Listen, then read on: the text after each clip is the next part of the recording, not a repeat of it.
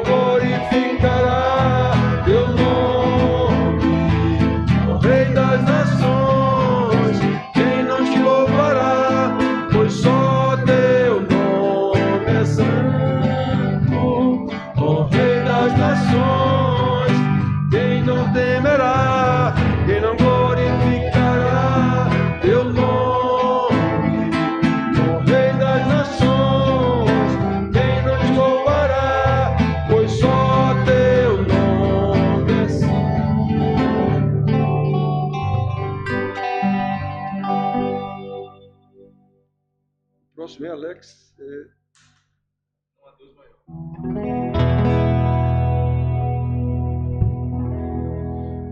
Não há Deus maior. Não há Deus melhor. Não há Deus tão grande como nós.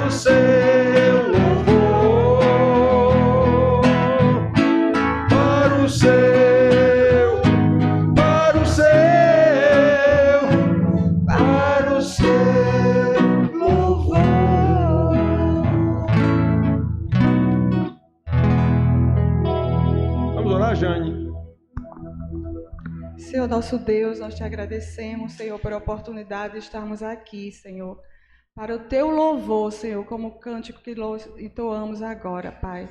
Que tudo que façamos, Senhor, seja para o teu louvor, Pai. Nos dá a tua graça, Senhor, a tua misericórdia, para que nós possamos fazer a tua vontade, Senhor, porque a tua vontade é perfeita e agradável. É assim que nós te oramos e te agradecemos. Amém. Amém. Pode sentar aí.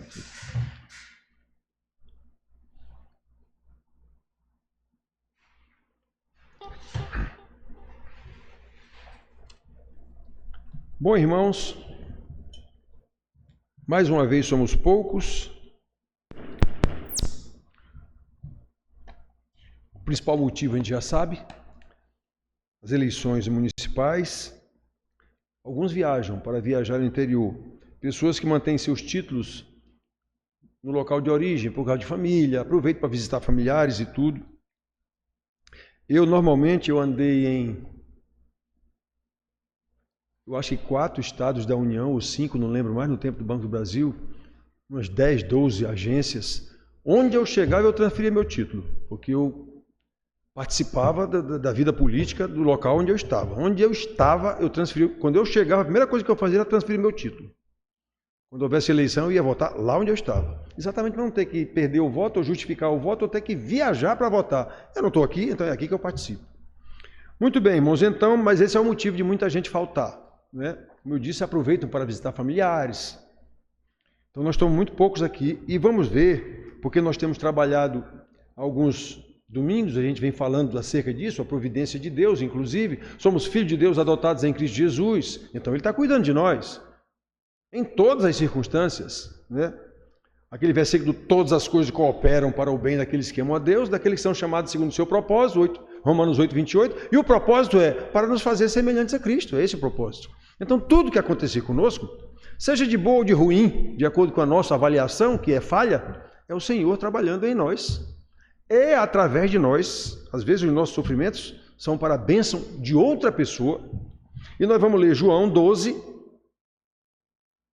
versículos 24 a 26, 24, 25 e 26. Às vezes o Senhor nos manda sofrimento para abençoar a outra pessoa. E a gente tem que discernir o que é que está acontecendo.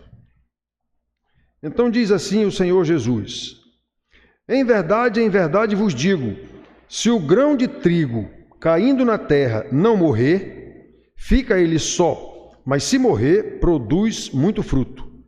Quem ama a sua vida, perde-a, mas aquele que odeia a sua vida neste mundo, preservá-la-á para a vida eterna. Se alguém me serve, siga-me, e onde eu estou, ali estará também o meu servo. E se alguém me servir, o Pai o honrará. Então, irmãos, eu creio que todos nós percebemos que em nossos dias, a gente quando fala em nossos dias, é como se as coisas viessem piorando, e vem mesmo, Jesus prometeu isso também. As pessoas estão cada vez mais egocêntricas, cada vez mais egoístas, cada vez mais individualistas.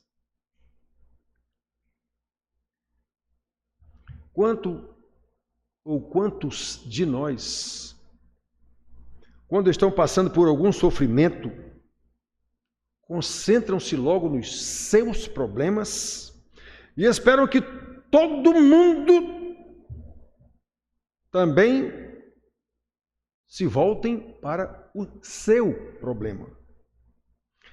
Todo mundo tem que lhe dedicar a máxima atenção que imaginam que merecem, por causa do egoísmo, do individualismo, do egocentrismo. Quando isso não ocorre, ficam aborrecidinhos, ressentidinhos e às vezes deprimidinhos. Pois bem, irmãos, pessoas egocêntricas, egoístas, individualistas, não conseguem enxergar a verdade bíblica. Segundo o texto que nós lemos, temos que aprender muita coisa, aprender a discernir que até mesmo o nosso sofrimento é ou pode ser usado por Deus como bênção, tanto para nós como para os outros. Então, ao invés de estar querendo que todo mundo se volte para nós por causa do nosso sofrimento, peraí, que sofrimento é esse? Qual a causa desse sofrimento? Como é que Deus está usando esse sofrimento em mim e através de mim? A pessoa egoísta, egocêntrica, individualista não consegue pensar isso. Ela só pensa que todo mundo tem que prestar atenção em mim, porque eu estou sofrendo. Nos versículos que nós lemos, o Senhor Jesus está falando do seu ministério, que deve servir de exemplo a todos quantos desejam segui-lo. Se o grão de trigo caindo na terra não morrer, fica só. Mas se morrer, produz muito fruto. Versículo 24, nós lemos aqui. Jesus sabia que iria morrer na cruz, para que muitos tivessem vida, e diz àqueles que quisessem segui-lo, que devem estar dispostos a sofrer, a não valorizar as coisas desse mundo, não priorizar a vidinha desse mundo, a perder a própria vida se for necessário, a fim de abençoar os outros, como ele deu exemplo. Versículo 25. Quem ama a sua vida, perde-a. Mas aquele que odeia a sua vida neste mundo, preservá-la para a vida eterna. Quando ele diz odeia a sua vida, ele não está querendo que ninguém vá se suicidar, não. Ele está dizendo que você vai ter que saber o que é que vale mais. É esta vida terrena aqui, que vai no máximo 80, 50, 100 anos, ou a vida eterna? Onde é que você está envidando os seus maiores esforços? É para essa vida aqui que vai se acabar dentro de um caixão e de um túmulo, ou para a vida eterna? Esse trimestre passado a gente bateu muito isso em cima disso com os meninos lá na sala deles. Será que já passou pela cabeça de algum irmão que o nosso sofrimento pode ser bênção de Deus, inclusive para o próximo? Será que lembramos que este foi o exemplo do Senhor Jesus para nos abençoar? Será que entendemos a sua palavra quando diz que bem-aventurados são os humildes, nós lemos aqui. Bem-aventurados são os que choram, nós lemos aqui. Que coisa, tudo errado, está tudo diferente do que o mundo ensina. Bem-aventurados sois quando fores injuriados e perseguidos por causa do meu nome. Mateus 5, logo no início. Que é isso? É esse o ensino da Bíblia. É totalmente o contrário do ensinamento do mundo e do que nós vivemos. Será que cada experiência de dor, aflição, frustração e ferimentos, inclusive causados por irmãos, tanto da igreja como gente da família, será que não são para que nos identifiquemos com os sofrimentos do Senhor Jesus, a fim de que não amemos tanto a vida secular, a vida desse mundo que Ele mesmo amaldiçoou, e nós não podemos tomar gosto por esse mundo? Nas aulas aqui eu tenho batido nisso. Está escrito em Tiago, quem tem amizade com o mundo constitui inimizade com Deus. Está escrito em João, quem ama as coisas do mundo não tem Deus. Meu Deus, como é que a gente não enxerga isso? Então esses sofrimentos, quem sabe, não vêm para a gente não amar tanto e não querer se apegar tanto a esse mundo. Olha o que é que o mundo me oferece. Estou lutando tanto pelo mundo, olha o que é que ele me oferece. Jesus foi a semente que morreu para dar muito fruto e exige que os seus discípulos ajam de forma semelhante. Se alguém me serve, siga-me. Versículo 26. Agora convém lembrar a forma como o Senhor Jesus morreu. Convém lembrar os sofrimentos pelos quais ele passou. E convém lembrar quem foram os responsáveis? O seu povo, os judeus, o povo da aliança. Antes de imaginar que é um servo, seguidor de Jesus, pense em tudo isso. E ele disse, se fizeram comigo, vão fazer com vocês. Essa palavra, como eu disse, foi especialmente aos seus discípulos. Mas peraí, discípulos originais lá, os 12, que iam ser apóstolos. Peraí, mas eu não estou dizendo que eu sou discípulo de Jesus?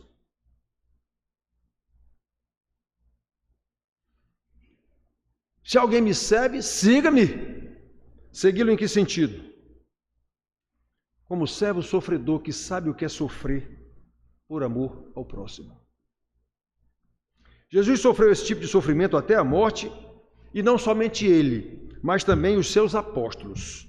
E todos eles sabiam que o seu sofrimento, que era para a morte, Jesus avisou a todos eles que eles iam morrer. O único que não morreu de morte matada, como se diz, foi João, porque ia cuidar da mãe de Jesus.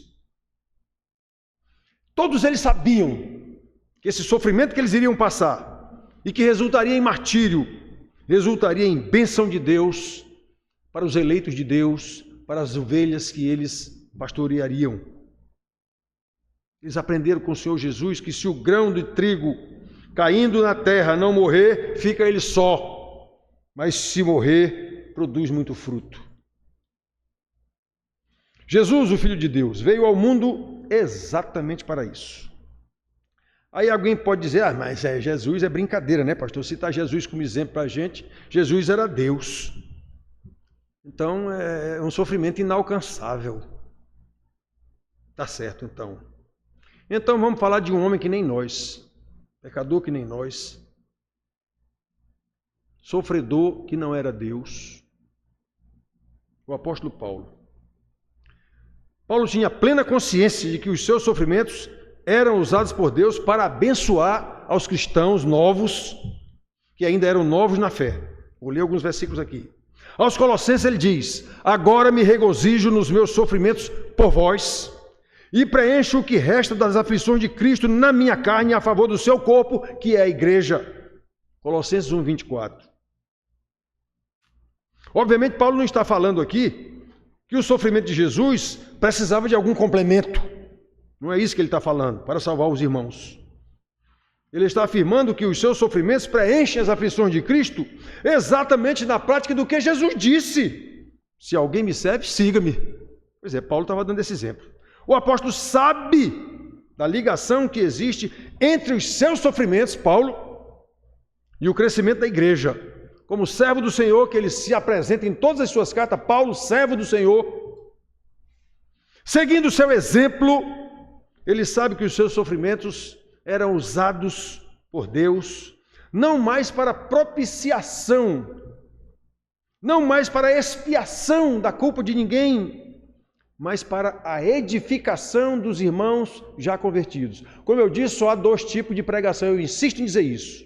Uma, chamando pecadores ao arrependimento, crerem em Jesus para perdão dos seus pecados. Essa é a pregação para quem não é crente. Para quem é crente, chamando ao arrependimento para se santificar, seguindo a palavra de Deus, porque a gente vai se encontrar com Jesus.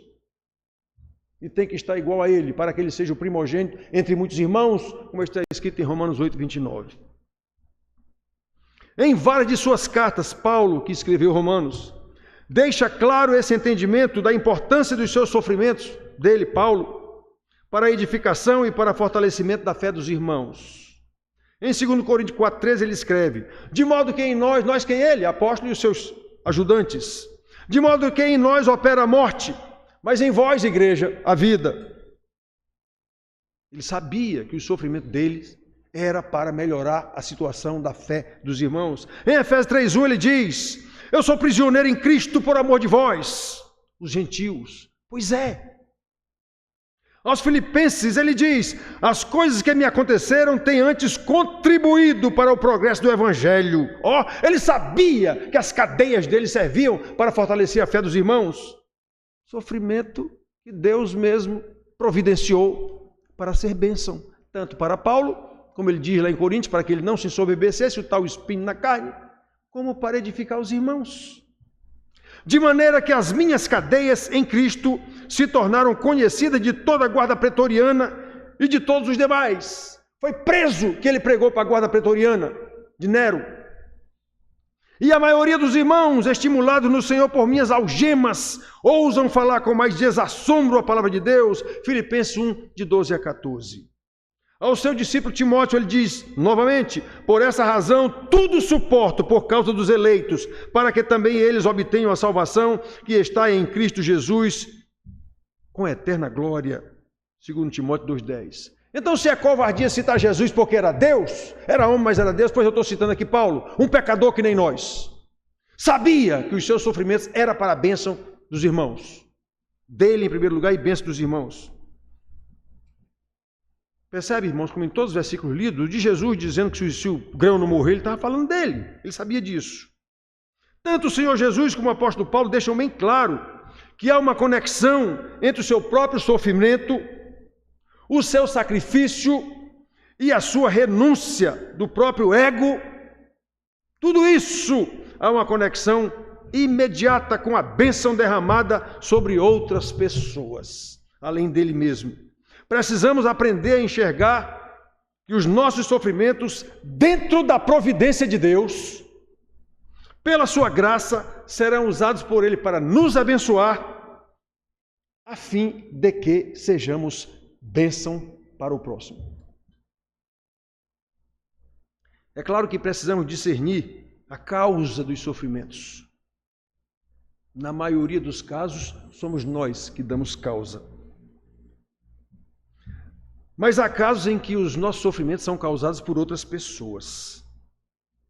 Nesses casos, se o ferimento for injusto, na mais básica das hipóteses de um servo de Cristo, o amor de Deus nos cicatrizará esta ferida pelo perdão. Fomos injustiçados por um irmão, feriu. Pois é, eu vou perdoar e vou orar por ele, e Deus vai cicatrizar a ferida, exatamente para que estejamos capacitados a apoiar outra pessoa que venha a passar pelo mesmo tipo de sofrimento. Eu já venci esse tipo de sofrimento, esse tipo de tentação de querer me vingar, de querer retaliar. Eu já venci, com a graça de Deus. Eu agora estou pronto para ajudar você, meu irmão. Vamos orar pela pessoa que lhe feriu. Agora, se fomos nós que demos causa ao sofrimento, resta-nos o arrependimento, o conserto e a sabedoria para aconselhar outros, porque nós mesmos demos causa àquele sofrimento e não vamos deixar que outro faça isso. Vamos ser bênção na vida dessa pessoa para que ele não cometa o mesmo erro que nós já cometemos. Então, os sofrimentos vêm de Deus para nos abençoar, a fim de que nós, uma vez fortalecidos, abençoemos a outros. Em qualquer caso, irmãos, como providência de Deus, seja sofrimento infligido por outros, seja nós mesmos que demos causa, precisamos saber que nós precisamos morrer, a fim de que a vida nasça da morte. Se o grão de trigo caindo por terra não morrer, fica ele só. Mas se morrer, produz muito fruto. Esse é o ensino do Senhor Jesus e o de Paulo, como nós vimos aqui nas cartas que ele mandou, lemos aqui diversas cartas. Esse é o exemplo que devemos seguir, se quisermos que a nossa palavra tenha veracidade, tenha credibilidade.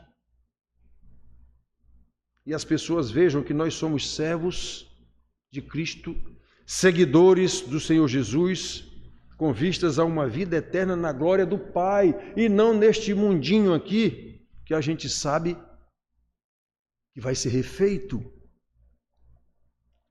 Quem ama a sua vida, perde-a.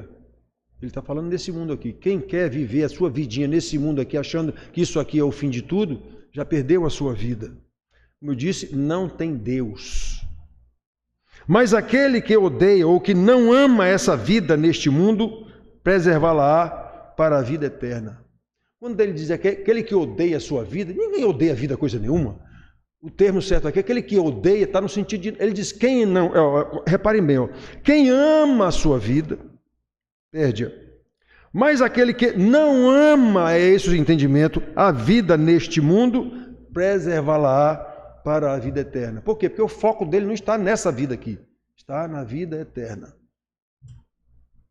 Então, quando ele diz aquele que odeia, não é o verbo odiar mesmo. Esse odeia está no sentido de não ama. Como ele disse antes, aquele que ama. Muito bem, meus filhos, então olhem só. Depois desse versículo 25 aqui, o Senhor conclui o texto, o pequeno texto que ele falou aqui para as pessoas naquele momento, especialmente seus discípulos.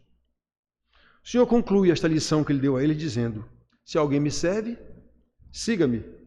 E onde eu estou, ali estará também o meu servo.